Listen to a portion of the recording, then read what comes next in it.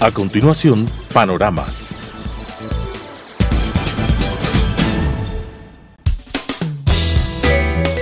Clasificación B, bajo supervisión de un adulto.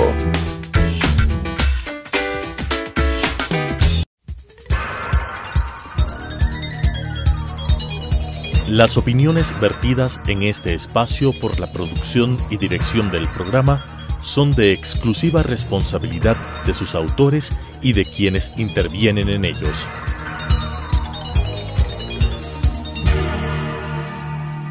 Telesucesos Canal 29 UHF presenta Panorama, política interna y asuntos internacionales abordados por especialistas, jefes de misiones diplomáticas, organismos internacionales y expertos en temas de la comunicación política nacional e internacional.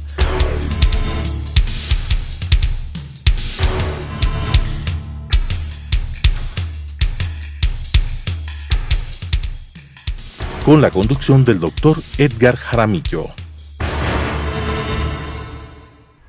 En Panorama estamos ahora con el doctor César Ulloa, comunicador social, doctor en ciencias políticas, quien forma parte en la actualidad de una veeduría ciudadana que va a acompañar los procesos que va a emprender el Consejo de Participación Ciudadana y Control Social.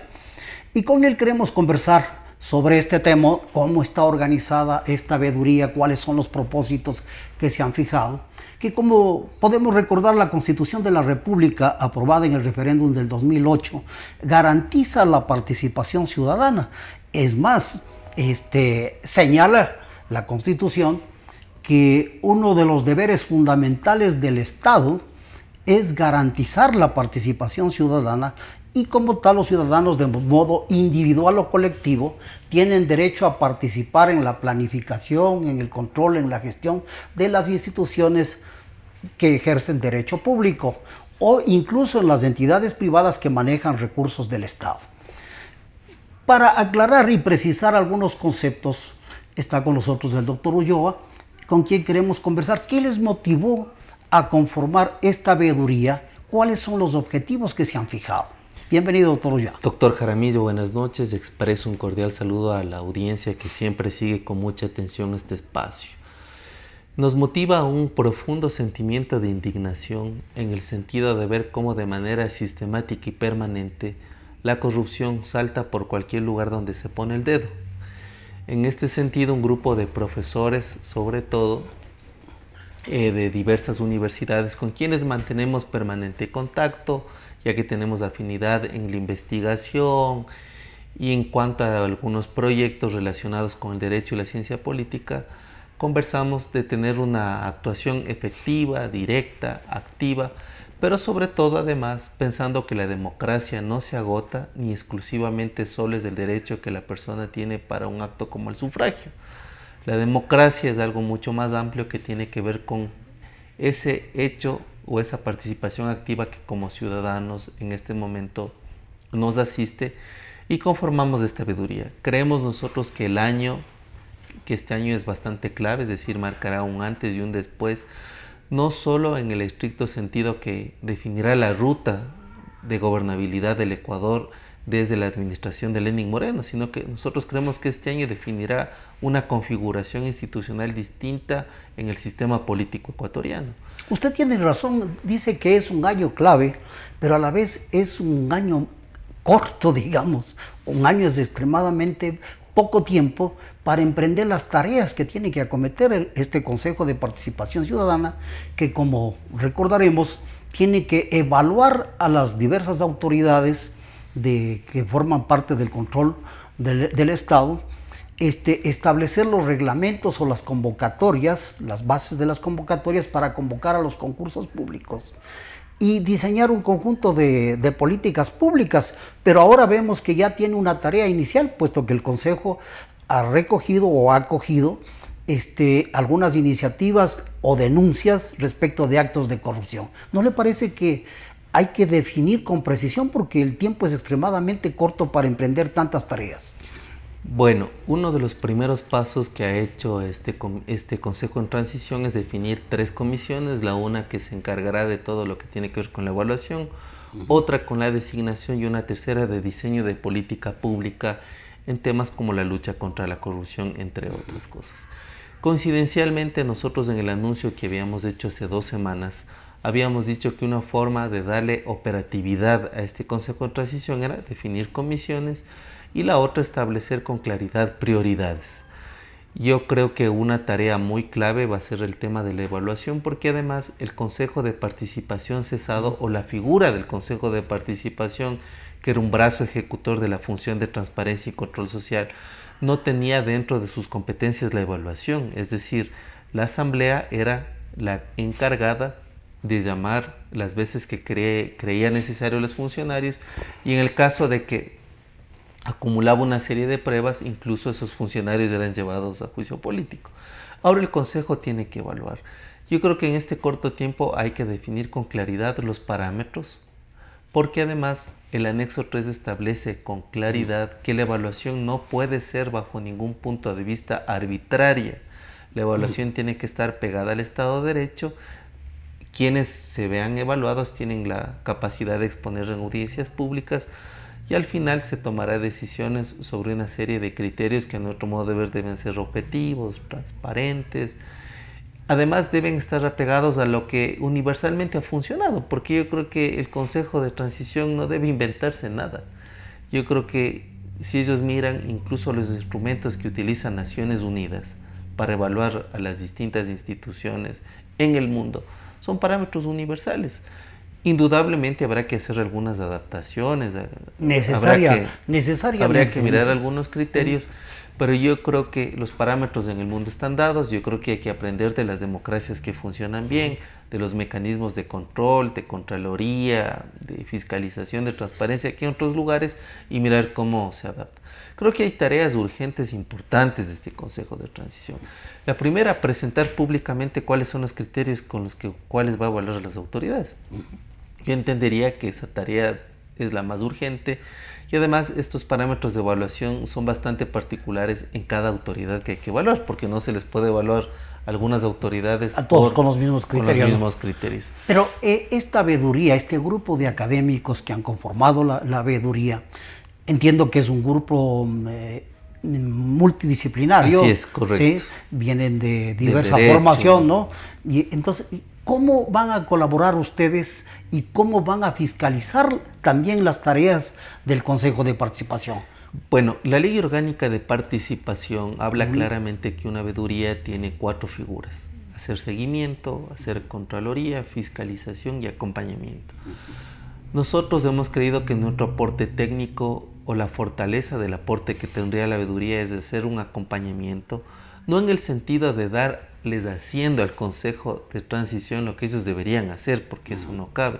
Además que una veeduría tampoco tiene el margen de dictaminar cosas vinculantes, sino que la veeduría va a acompañar en el sentido de señalar aciertos, también de advertir desviaciones si las existe, y además de mirar que estos procesos se desarrollen de la manera más transparente. ¿El acompañamiento en qué consiste?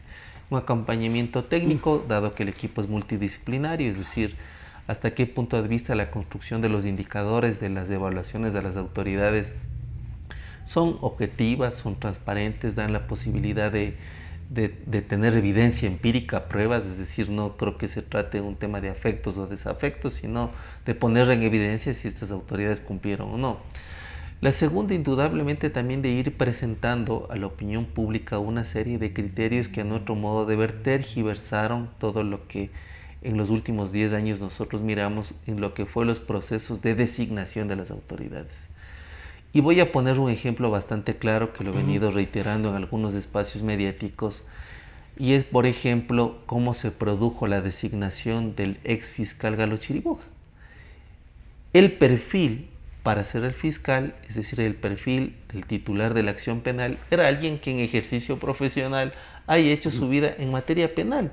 O por último, si no ejerció profesionalmente en los juzgados esa especialidad, debía demostrar en años de experiencia de academia, tanto de pregrado haber como de ejercido posgrado, la docencia en la materia, pero ¿no? penal o derecho procesal penal.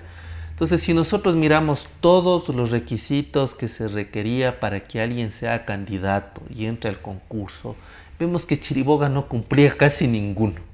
Entonces, esas arbitrariedades nos hacen a nosotros considerar que en estos procesos de designación no solo bastará credenciales éticas, voluntad de servicio, sino que también indudablemente es necesario una experticia aprobada y además una serie de cosas que puedan no solo legalizar, sino también legitimar a las autoridades que van a ser designadas.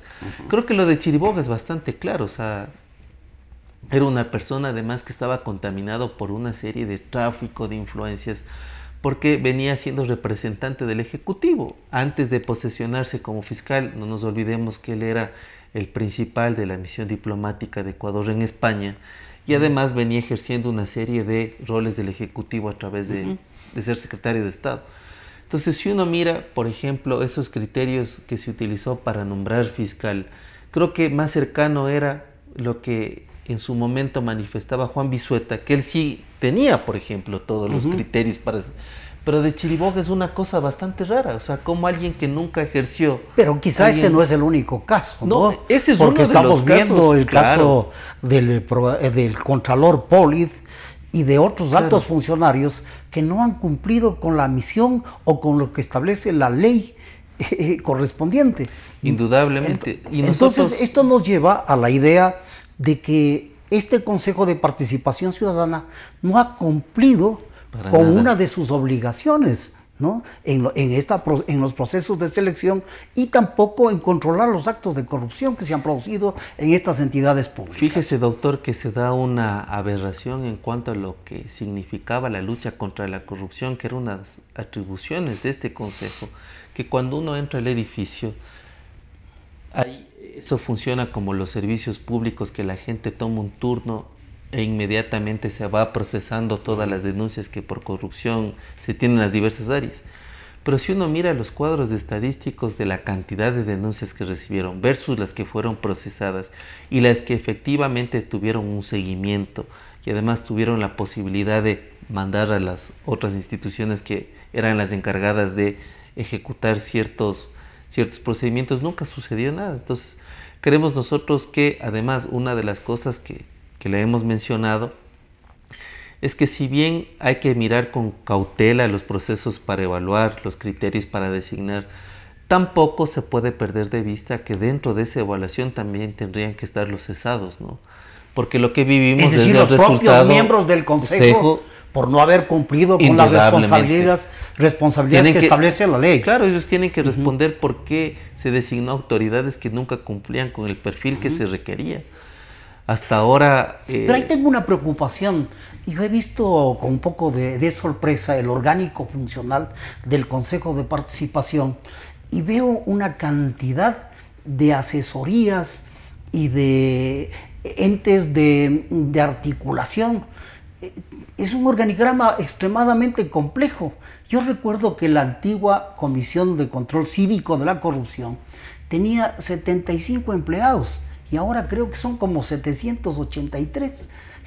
Ha crecido de una manera tal que la burocracia como que no funciona adecuadamente y lo que hay es una cantidad de asesorías y de comisiones que vuelven pesado el trabajo que hace el Consejo de Participación. No solo pesado, sino que esto se explica en el sentido de que el gobierno confundió el Estado con el movimiento. Es decir, creó una serie de instituciones bajo una lógica asistencial clientelar de tratar de asegurar un nicho en las elecciones, creando instituciones y ofreciendo cargos a personas que nunca cumplían en estricto sentido la misión institucional en la cual ellos estaban adscritos.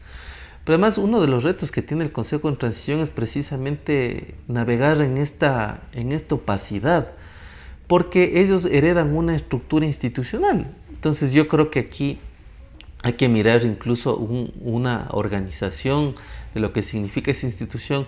Pero yo creo, o sea, el escenario ideal que nosotros siempre hemos planteado es que este consejo debería desaparecer.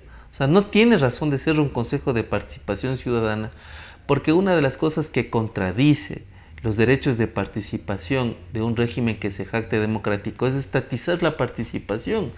Por eso la Veeduría por la Democracia no se ha inscrito como veedores bajo estos criterios que tenía el Consejo de Participación anterior, porque sería jugar al juego de lo que las otras vedurías hicieron en el pasado. ¿Qué quiero decir? Que también resulta sospechoso que se crearon una serie de vedurías para la designación de algunos cargos, y estas vedurías dieron un aval, entre comillas, ciudadano a la manera como operaba el Consejo de Participación. Es decir, hay una cadena institucional que justificó el régimen anterior con la finalidad de dar paso a designaciones como la del fiscal Chiriboga, por nombrar una entre tantas, ¿no?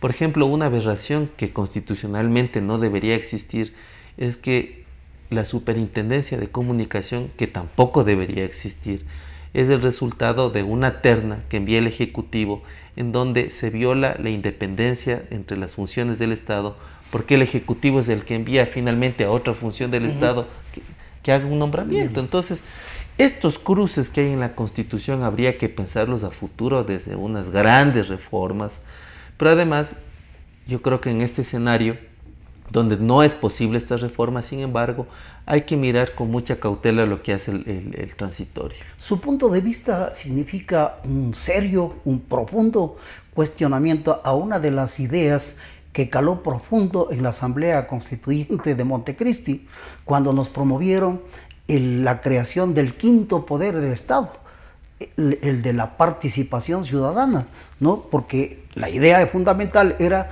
que es conveniente pasar de la democracia representativa a la democracia participativa, en donde la población, a través de asambleas, de vedurías, de observatorios, de diversas formas de organización, podía participar en las cosas del Estado y tomar decisiones. Pero, es decir, usted al cuestionar el que no debe existir este órgano, tendríamos que ir a una transformación profunda de la Constitución. Indudablemente, del país. Porque cualquier democracia saludable no estatiza, es decir, no genera unas reglas del juego donde el ciudadano pierde su libertad y se inscribe en una serie de procedimientos que vienen dados no era la desde idea, el Estado. sino claro, promover la participación, organizar a la sociedad que andaba como desconcertada, sin saber, y darle las posibilidades de que intervenga en los actos de interés público. Claro, pero la trampa está en el diseño institucional, porque si uno mira cómo se conforma el Consejo de Participación desde un inicio, en este cruce de elecciones entre el Consejo Nacional Electoral, luego el Consejo de Participación, luego entre la Judicatura, luego entre la Corte Nacional de Justicia, y vemos una serie de cruces, lo que se está haciendo es una aberración a un funcionamiento institucional. Alguien había bautizado esta Constitución como una serie de piruetas ideológicas, es decir, una serie de inventos que bajo cierto criterio de progresividad o de rebasar la democracia representativa, finalmente terminaron en serias aberraciones en el sistema, ¿no? Si uno mira cuadro por cuadro, que es algo que nosotros venimos haciendo, es decir, estudiando la legitimidad de origen de las personas que han sido designadas en todas las funciones del Estado, todas provienen del Ejecutivo, todas. Entonces, ¿cómo uno puede esperar independencia entre las funciones del Estado cuando todas prácticamente están controladas o supeditadas a lo que el Ejecutivo en algún momento trazó como la cancha? Entonces yo creo que el transitorio, si bien tiene un año bastante complicado, sin embargo a futuro se debe pensar en la eliminación de este tipo de cosas. Incluso eso que nosotros votamos como una manera de desahogo o de desbloqueo a lo que fue el correísmo, también es grave, porque luego elegir por voto a los consejeros definitivos también es una cosa complicada. Y aquí quiero poner el ejemplo de lo que sucede en Bolivia. En Bolivia, bajo un criterio de democracia directa, se eligen jueces por votación popular y directa. ¿Y qué es lo que hace la gente allá frente a un sistema tan distorsionado? La gente vota nulo, o la gente no vota, o la gente prefiere ni siquiera enterarse de quiénes están en las listas o quiénes son los candidatos. O sea, es decir, ustedes no son partidarios de la elección de los nuevos miembros del Consejo de Participación a través del voto directo, universal y secreto, por la complejidad, por la cantidad de candidatos que distorsiona el sentido de la participación. Porque además una de las cosas es que la Constitución dice que cualquier ciudadano o quien está en uso efectivo de sus derechos de ciudadanía puede ser candidato a cualquier cosa. Es decir, el rato que ya se comienza a poner requisitos para los consejeros, incluso contradice lo que la Constitución establece. Fíjese una cosa, la segunda. Nunca se ha decidido si esto se va a hacer por listas, qué tipo de método se va a utilizar, si va a haber una cuota regional, si va a haber una cuota de género, si va a haber criterios intergeneracionales, si se va a acoger a candidatos independientes o auspiciados por organizaciones, porque además, bajo el criterio de que los partidos no tienen que intervenir, lo que se está prácticamente es generando incluso un ambiente o un contexto antipartidista que hace que la ciudadanía, o bajo el criterio de ciudadanizar la política, se tenga resultados que sean distintos, pero cuando no hay cultura política eso es un fracaso. ¿Y esto no le parece precisamente otra de las graves contradicciones que tenemos, puesto que en un Estado social de derecho, como es el de ecuatoriano, de derechos y justicia, ¿no? La democracia vive, sobrevive, se fortalece a través de las organizaciones políticas? Pero cuando queremos elegir autoridades o dignatarios, siempre que no pertenezcan a los partidos políticos, no los estamos debilitando, ¿no resulta a la postre una contradicción? Lo que siempre se debería pensar en un sistema democrático con ciertos mínimos de calidad es en la intermediación que debe surgir entre el Estado y la sociedad, y ese papel cumplen los partidos en cualquier país donde los indicadores de democracia sean alentadores.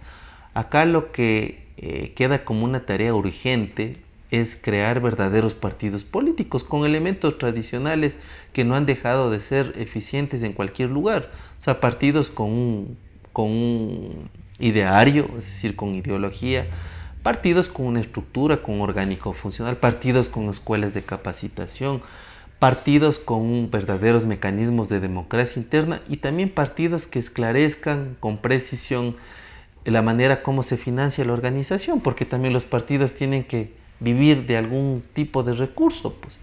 Entonces yo creo que acá el rol de los partidos es clave, pero lamentablemente cuando nosotros miramos las últimas actuaciones de los partidos en las votaciones que han sido además muy decisivas en la Asamblea, no logramos comprender si los partidos se mueven por principios, si los partidos responden a intereses o si finalmente son características muy patrimoniales las que rebasan lo que deberían ser los partidos, es decir, agregar demandas y actuar en función de ciertos principios.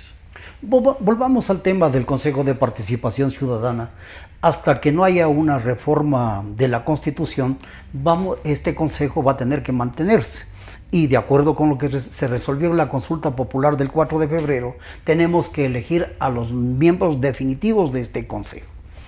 ¿Qué recomendaciones o qué sugerencias podría tener la veeduría que debería incorporarse a la reforma que va a tratar en los próximos días la Asamblea, para que esto no sea el Consejo Nacional Electoral el que califique a los candidatos, ¿no? Sino que haya la posibilidad de que autónomamente se presenten? ¿Cómo orientar la norma que debe aprobar la Asamblea Nacional?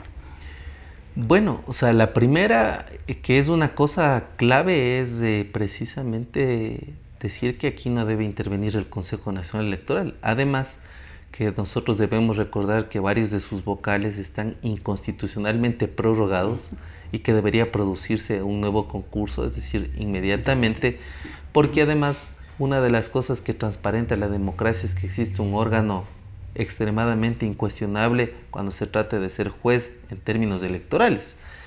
En países como Costa Rica o en otros países donde hay democracias solventes, el rector electoral incluso tiene hasta más prestigio que el presidente, porque él es el que vela que las reglas del juego sean bastante claras. La otra, el tema no es tan sencillo, doctor Jaramillo, porque si nosotros comenzamos a llenar de requisitos a las personas que deben participar para ser miembros del Consejo Definitivo, estaríamos contrariando lo que la Constitución mismo establece. Es decir, en el Ecuador, si bien hay ciertas normas o requisitos para algunos cargos, pero en cambio cuando es elección popular ya las cosas se complican un poco más. Sin embargo, pero respecto de esto también hay experiencias que no han resultado muy positivas, porque cuando se flexibiliza al extremo, lo que ocurre es que pueden acceder a dirigir las organizaciones personas que no tienen ni el conocimiento ni la experiencia necesaria. Y ahora, eso también puede colapsar con las instituciones, ¿no? Ahora, sin embargo, lo que se podría pensar indudablemente, dado el baño de corrupción que vivimos todos los días, es que una de las cosas que se debe exigir a los candidatos que quieran entrar a las elecciones para conformar este nuevo consejo es indudablemente unas credenciales éticas incuestionables. Creo que eso es transversal. Ese sería el requisito mínimo. Ese es el mínimo a exigirse. El segundo, yo creo que si bien es complejo, pero si el consejo definitivo va a seguir tomando las mismas atribuciones, tiene las mismas competencias, es decir, va a ser el que a futuro de la misma manera organice los concursos y reglamente para fiscal, para procurador. Entonces debería ser gente que tenga por lo menos conocimiento en administración, debería ser gente que tenga conocimiento en derecho, yo diría también en ciencia política, porque es un sistema institucional, son diseños institucionales, en temas de auditoría, porque indudablemente si el Consejo de Participación tiene que, entre sus tareas, combatir la lucha contra la corrupción, tiene que haber gente que sepa cómo se produce el manejo de los recursos, cuáles son los procedimientos. Creo que ahí son 4 o 5 áreas bastante importantes. La otra que me parece, habría que ver la procedencia de los ciudadanos, ¿no?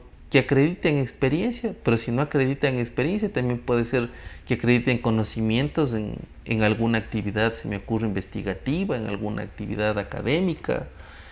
Me parece que también ahí es bastante, por ejemplo, complicado hablar de una cuota regional, porque estos consejeros tienen un distrito nacional, o sea, rigen sobre un distrito nacional.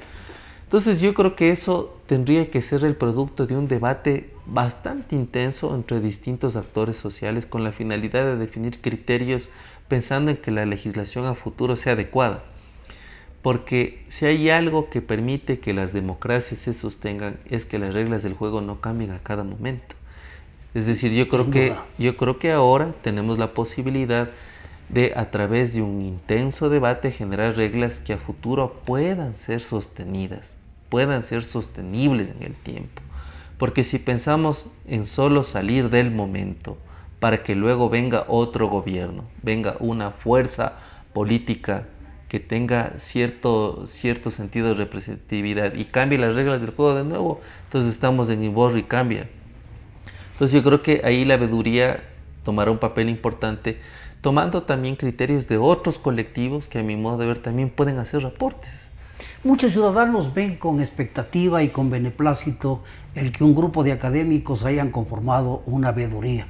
Aspiramos, doctor Ulloa, que sus aportes, sus contribuciones, la experiencia que tiene este grupo multidisciplinario pueda ser un serio soporte para el trabajo que va a desarrollar el Consejo de Participación Ciudadana interino, ¿no? Y que también pueda ejercer labores de control para evitar cualquier distorsión que pueda presentarse.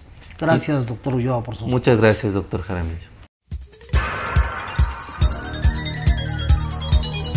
Las opiniones vertidas en este espacio por la producción y dirección del programa son de exclusiva responsabilidad de sus autores y de quienes intervienen en ellos.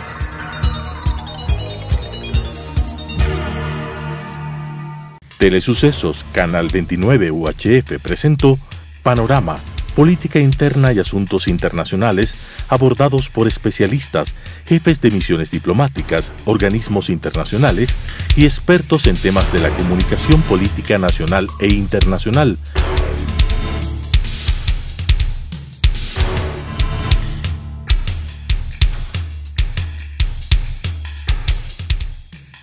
Con la conducción del doctor Edgar Jaramillo.